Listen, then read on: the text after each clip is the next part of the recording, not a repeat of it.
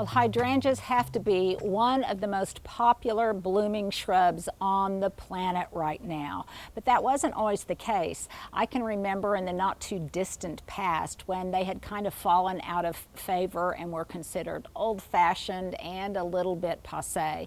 But now there have been so many developments in the hydrangea market that you can find a flowering hydrangea that blooms at almost any time during the entire growing season, from late spring and early summer all the way through late summer and early fall. So in June, in July, a lot of those great big blooms, the traditional pink and blue ones that we see everywhere as both a plant and as a cut flower, those are Hydrangea macrophyla, and they bloom predominantly a little bit earlier, and most of those have done their thing right now, though there are some varieties that do rebloom.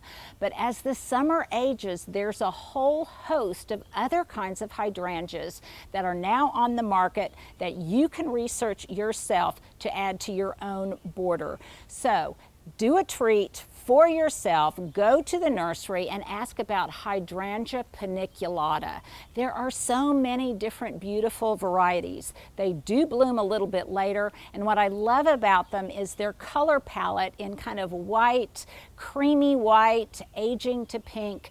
It segues beautifully to late summer and into fall, and the colors that we more associate with that time of the year and with those seasons. One of my favorites is a variety called White Wedding Hydrangea. It's a southern living plant, but there are a number of other varieties. Quickfire comes to mind.